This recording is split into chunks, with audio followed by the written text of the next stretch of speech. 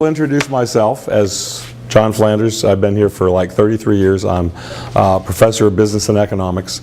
And when I finally remembered it was the coming up on the 100th anniversary of the Federal Reserve System, I said, I wonder if anyone's going to do a forum on the Fed. And I said, well, I'm the only economist here, so I'm probably the only guy who's going to talk about the Federal Reserve System. So, this is 100 years of the Federal Reserve System, just the facts, ma'am.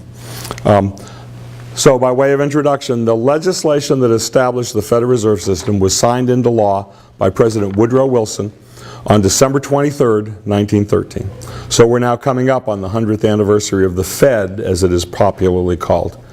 Is it an occasion for celebration or sorrow? Franklin Delano Roosevelt and his New Deal were greeted with joy by many of his contemporaries, but criticism and outright condemnation by others.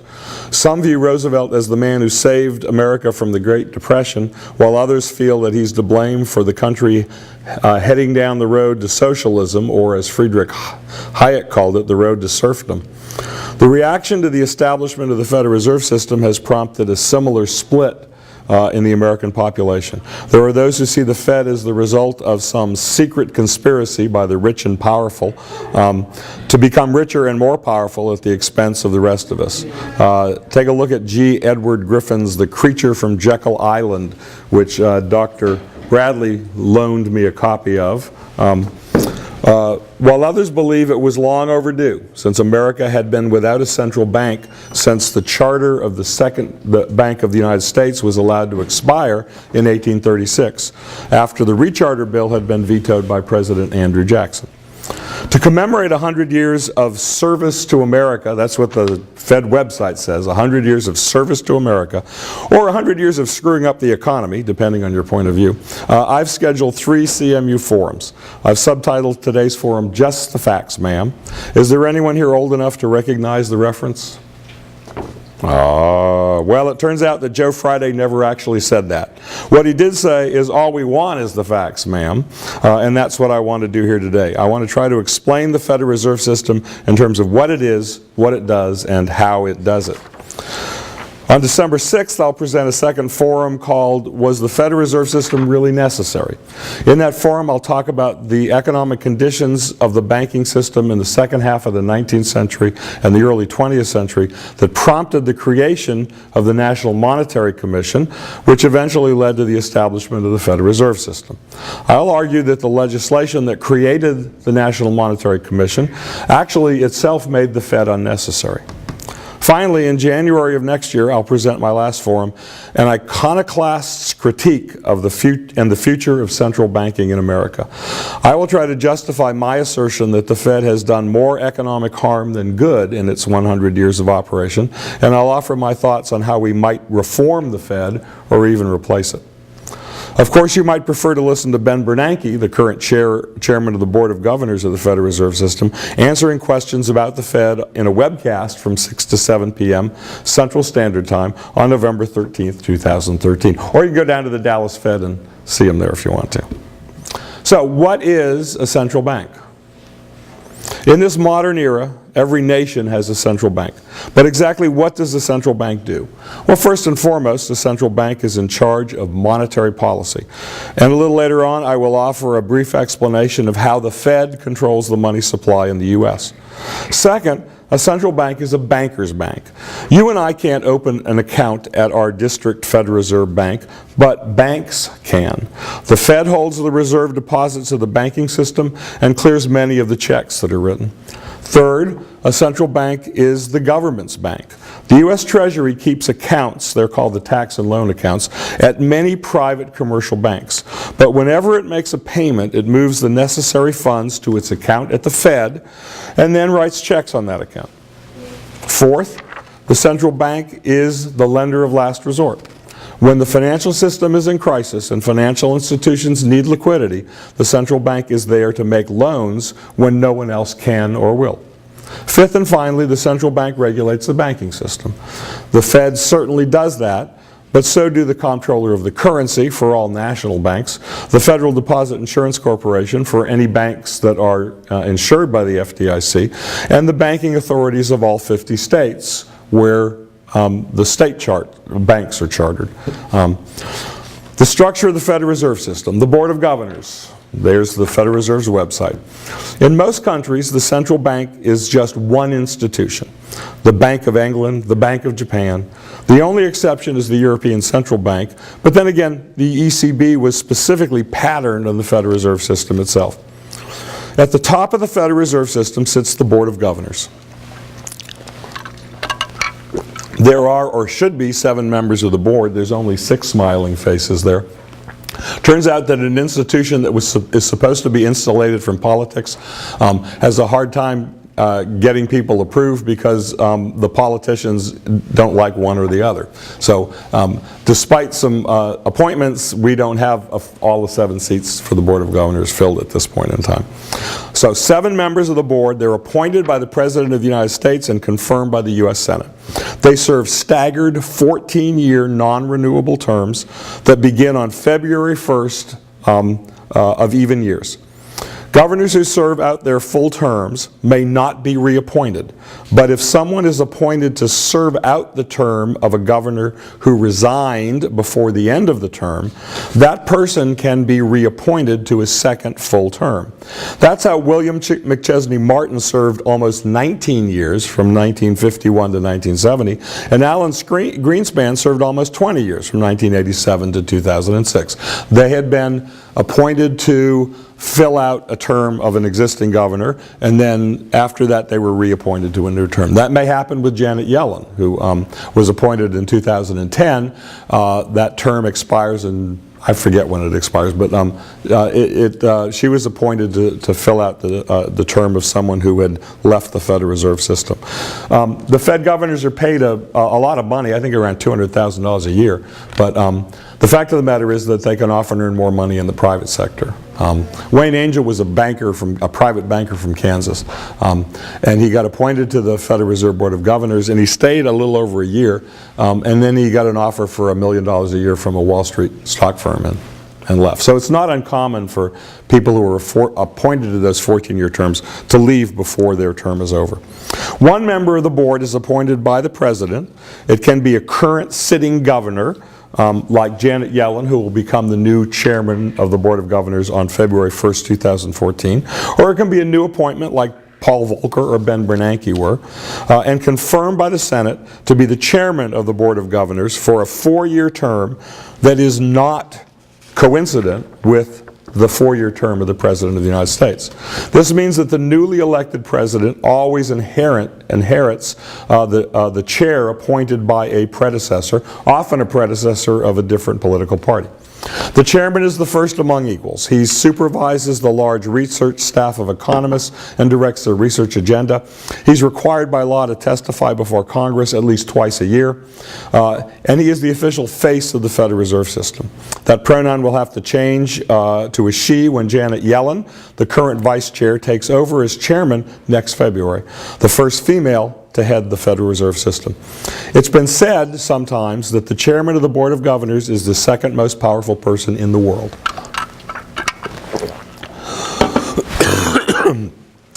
Let's see, Federal Reserve banks are next on the list.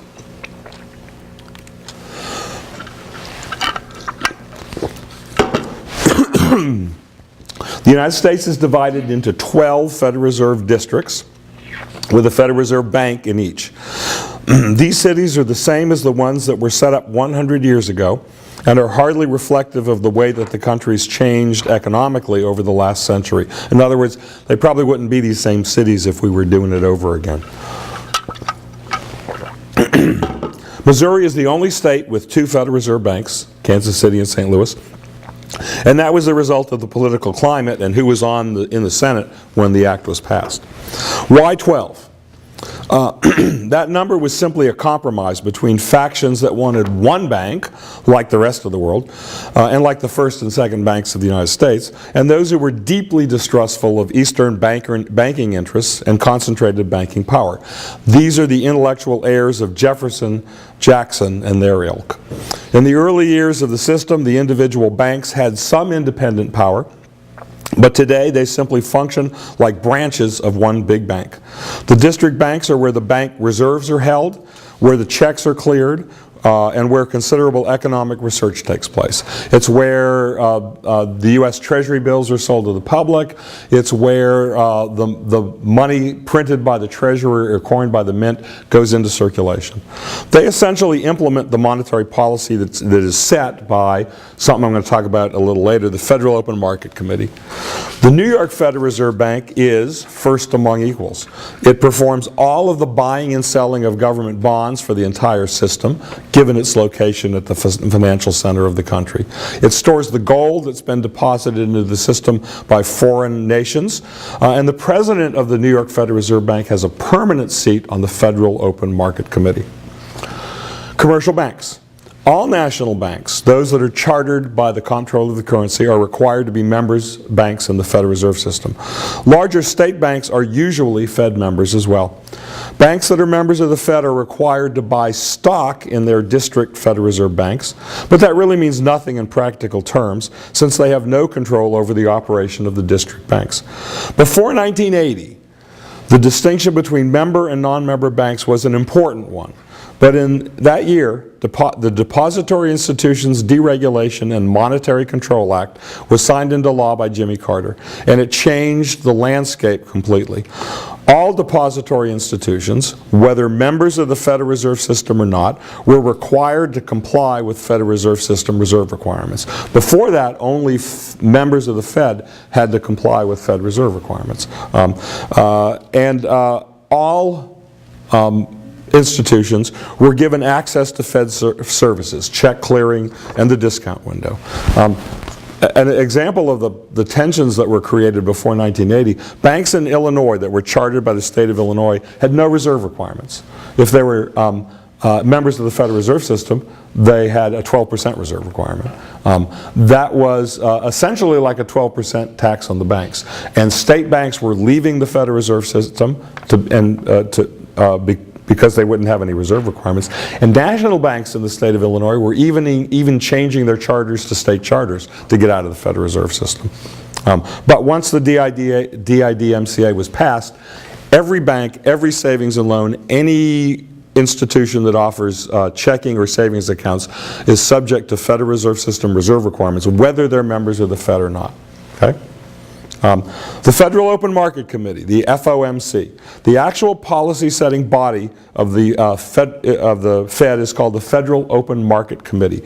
It has 12 members, the 7 members of the Board of Governors, and 5 of the 12 Federal Reserve Bank presidents, one of whom is always the president of the Federal Reserve Bank of New York. The other 4 seats rotate on a regular basis among the other 11 bank presidents. Somewhere on the Fed Bank site you can find who are the current 4 voting presidents. When the FOMC meets, however, all 12 of the Federal Reserve Bank presidents are usually present. It's only that 5 of them can vote.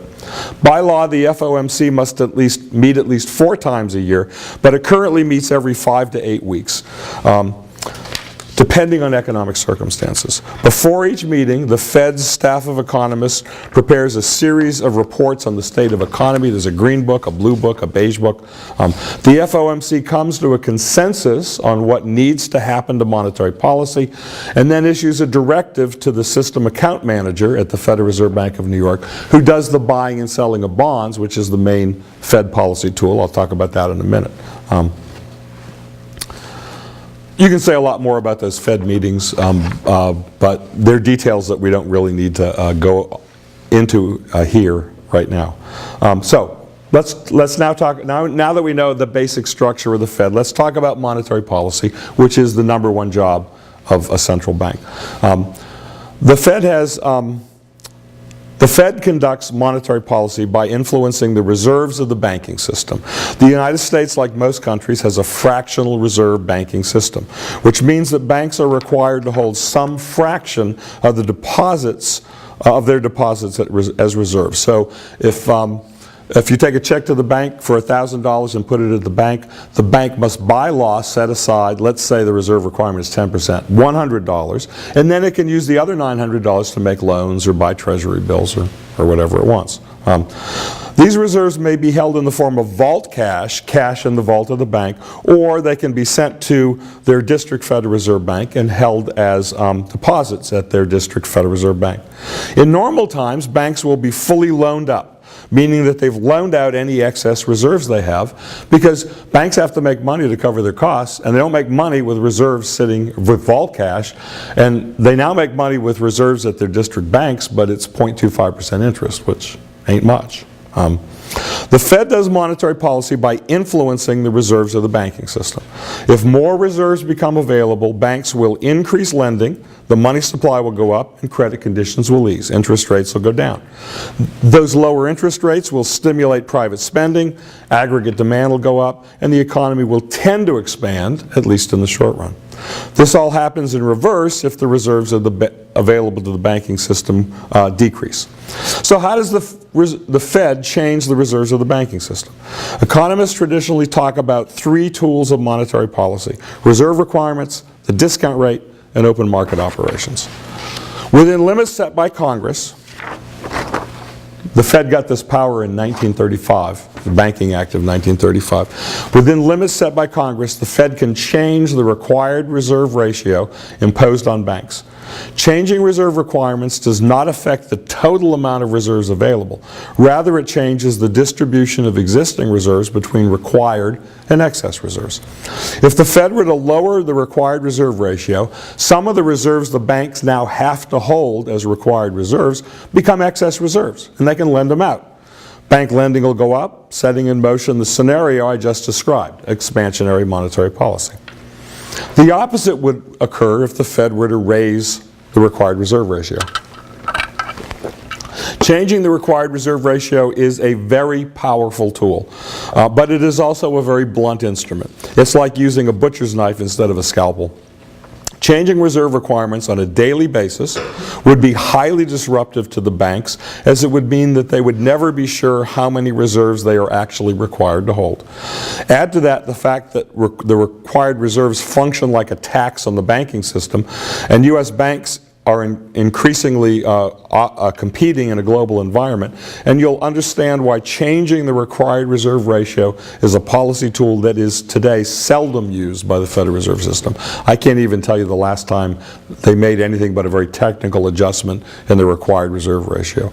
But for example, in October 1979, when we had 10% inflation and Paul Volcker was appointed as chairman, the Fed came out with an announcement. It was changing the conduct of monetary policy. It was going to focus on the money supply.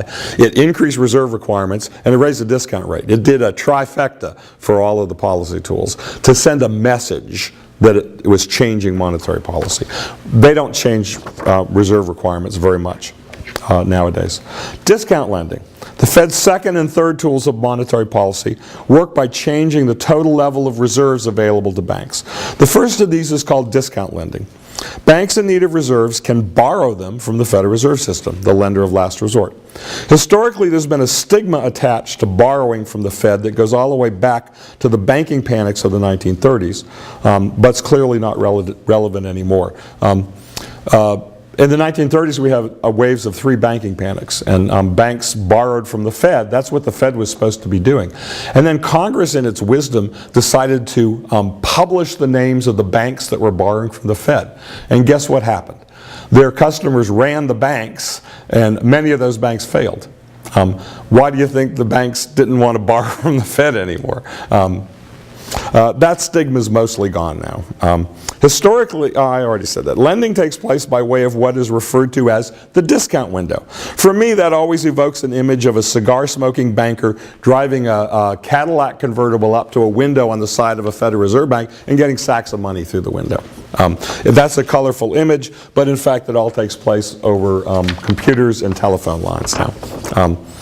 The interest rate that the Fed charges on loans to banks is called the discount rate, a term that originated from a time when bank loans involved discounting bills of credit. In fact, it was called the rediscount rate because banks discounted bills and then they took them to the Fed, which rediscounted the same bills. For many years, the Fed set its discount rate at a rate below the federal funds rate, which is the rate that banks charge one another for loans of reserves, which meant, of course, it created an incentive to borrow from the Fed and then lend to other banks.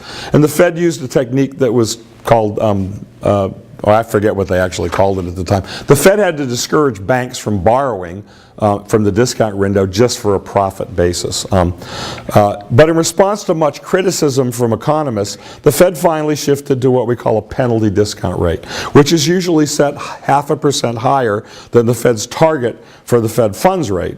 More about that in a minute, which is currently at 0.25%. So the banks can borrow from the Fed, but the banks borrow from one another in what's called the federal funds market. The 2007-2009 financial crisis added a new ingredient to discount policy. When the Fed was given permission by Congress to pay interest on both required and excess reserves in 2006. The interest on required reserves is supposed to offset the implicit tax on holding required reserves. The Fed currently pays 0.25% on both required and excess reserves. And economists usually refer to that as the deposit rate. So that's the rate that the bank will pay you if you put your money in the bank, the Fed. And the discount rate is the rate that the banks pay if they want to borrow from the Fed. The discount rate was the only policy tool available to the Fed in 1913 when it was first created.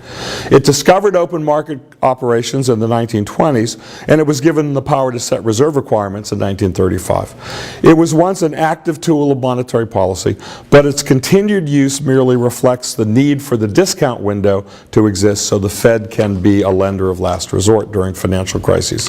The Fed no longer actively manipulates the discount rate. Instead, the discount rate and the deposit rate are adjusted so that they are above and below the Fed's target for the federal funds rate.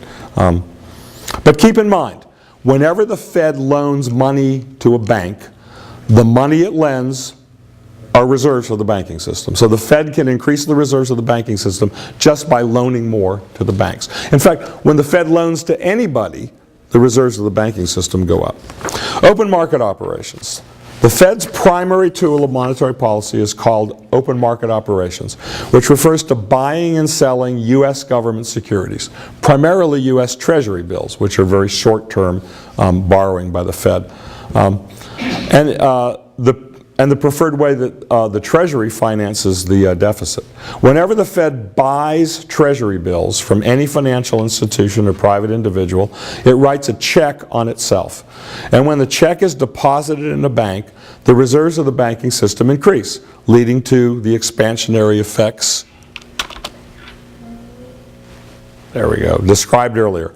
But if the Fed sells Treasury bills from its huge portfolio of securities, the check that it receives from somebody reduces the reserves of whichever bank it was drawn on, and a contractionary monetary policy process begins. So open market operations, open market purchases represent expansionary monetary policy, while open market sales are contractionary. Note that practically speaking, these same effects ensue whenever the Fed buys or sells anything. The Fed could buy and sell stock on the New York Stock Exchange and achieve the same results, or automobiles, or municipal bonds, or commodities. But the Fed normally restricts itself to government securities. You know, the Fed could make or break individual companies if it was buying stock on the stock exchange, and that would not be a good thing.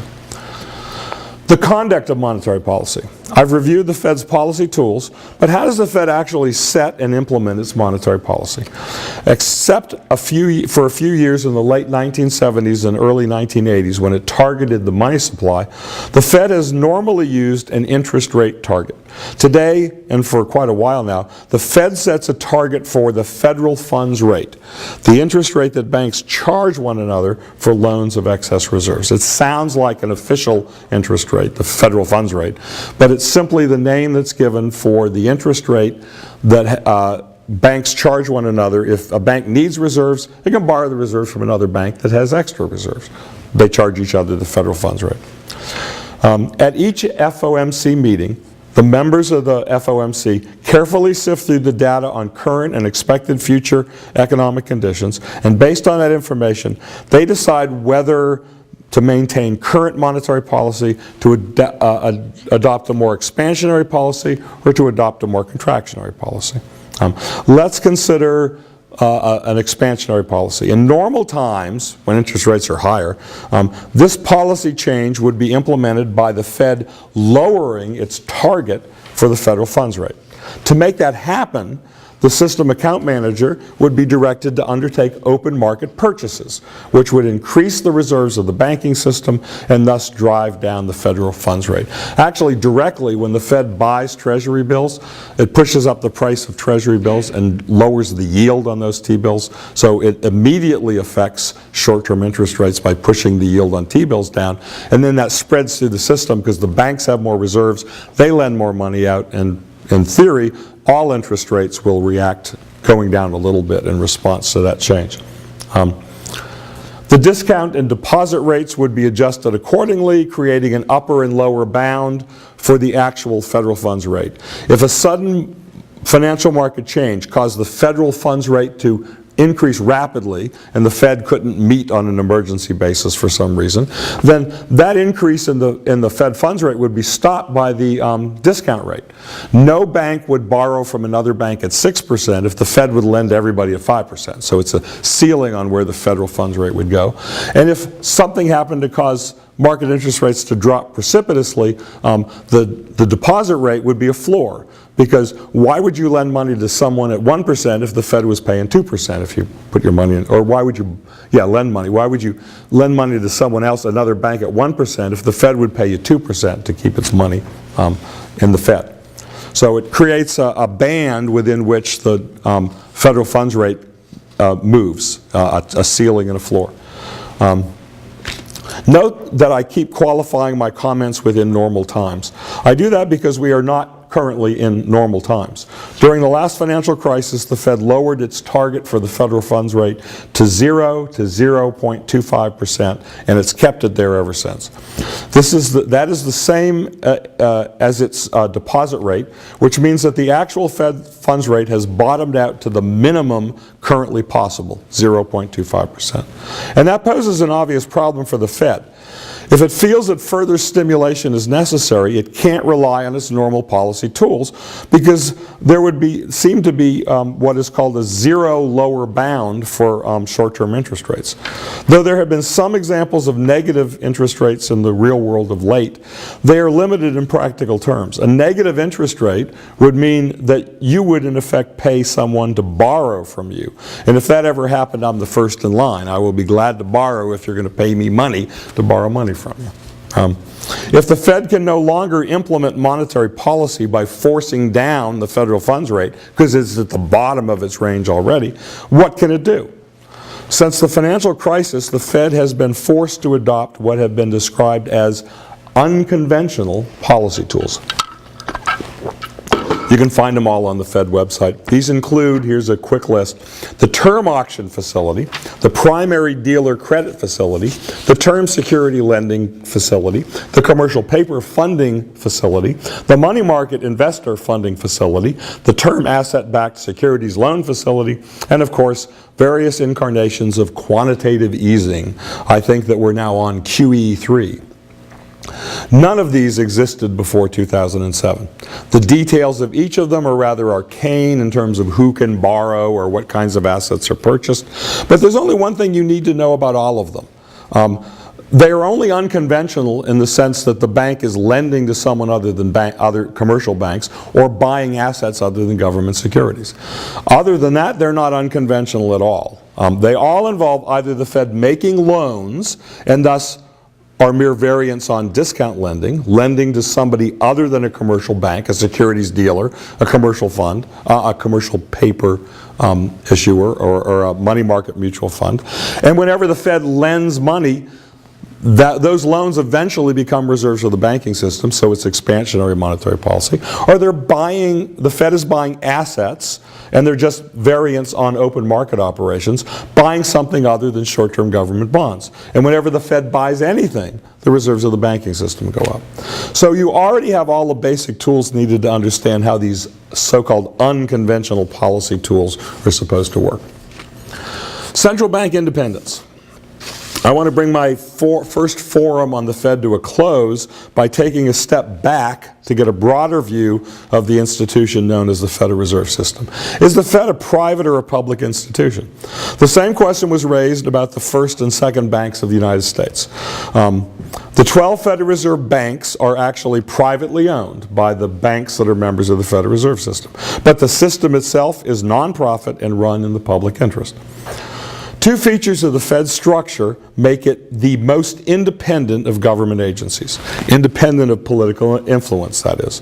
These are first the non-renewable 14-year staggered terms for the members of the Board of Governors. They don't have to kowtow to anybody in order to keep their jobs. They can't be removed except for derogation of duty, I guess, and they can't be reappointed except for that queer case of if you're filling out a term, you can be reappointed to another term. And second, the Fed's independent budget. In the modern era, the Fed has never had to go to Congress to ask for funding. It has even refused an audit by the Office of Management and Budget. In the process of conducting monetary policy over the decades, it has accumulated a huge portfolio of government securities, on which it earns billions of dollars of revenues each year. It pays its expenses out of those revenues, and then it turns the rest over to the U.S. Treasury. So it doesn't have to ask for money. And that insulates it from politics as well. But why would we want an independent central bank? The other key tool of macro policy, fiscal policy, tax and spending policies, which is under the control of the politicians, Congress and President, is clearly a political creature. Judging by the ocean of debt this country now floats in, there is a marked short-term bias to fiscal policy. Congressmen are elected every 2 years, the president's elected every 4 years, and if the economy isn't doing well before an election, that may well spell trouble for incumbents. A short-run bias in fiscal policy will lead to promises to spend money today, and you won't have to pay for it right now. We'll pay for it at some point in the future. That's deficit spending. And we certainly have no shortage of deficit spending. An independent Fed is supposed to give us a monetary policy that is done from a long-run perspective. That's important because a short-term bias for monetary policy is associated with inflation in the long run. A number of studies have confirmed that the less independent the central bank, the higher the rate of growth of money and the higher the inflation rate. In the extreme, when the politicians control the central bank and can use it to print money to pay the bills, the end result is hyperinflation. Zimbabwe has just emerged from a hyperinflation that saw the printing of the largest denomination banknote ever seen, a $100 trillion note. The politicians took control of the central bank in Venezuela a few years ago. The most recent yearly inflation rate there, literally from year to year, and I think the last one was for September, 45.4% inflation rate for a year. That's not hyperinflation yet. It's usually 50% to 100% a month that's hyperinflation. But if you know anything about Venezuela, you know that they're going to be there in the not too distant future. But exactly what is it that a central bank is supposed to do? I've explained the Fed's tools of monetary policy and how it targets the federal funds rate. But what target value should it set for the federal funds rate? What is it that central banks are supposed to do? The textbook that I currently use to teach money and banking, Cicchetti and Schenholz, lists 5 objectives for a central bank. It's supposed to give us a low, stable inflation rate. Second, it's supposed to give us a high, stable growth rate. Third, it's supposed to give us financial system stability. Fourth, it's supposed to give us stable interest rates. And five, it's supposed to give us a stable exchange rate.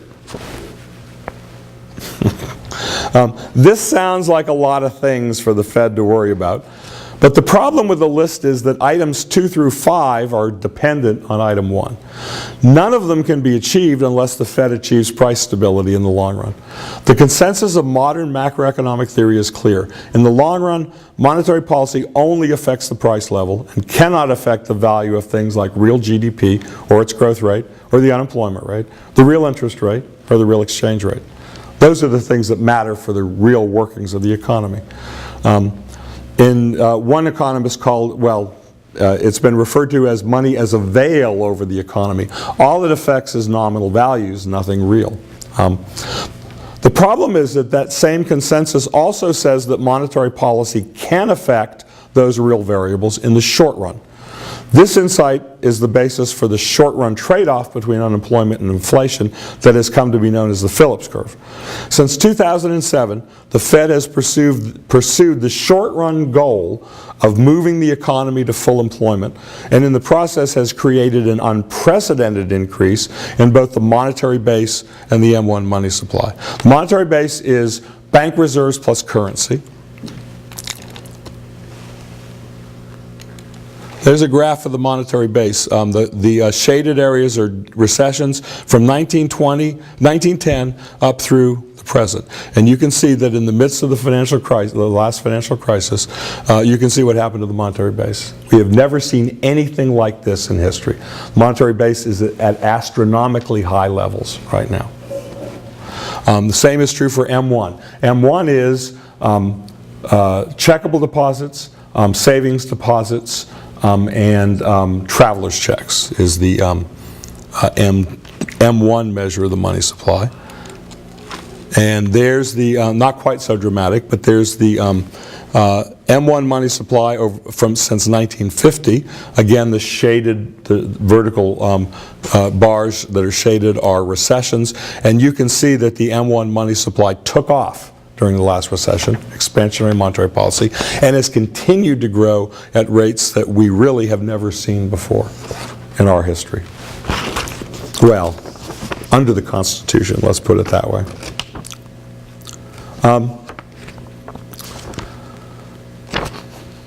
The fact that inflation has not exploded, and it hasn't, inflation has been under control, it's been below or at what most people think is a reasonable inflation rate, is a key indicator that we are not living in normal times. But at some point, the Fed will have to figure out how to drain excess liquidity out of the system without triggering a serious recession.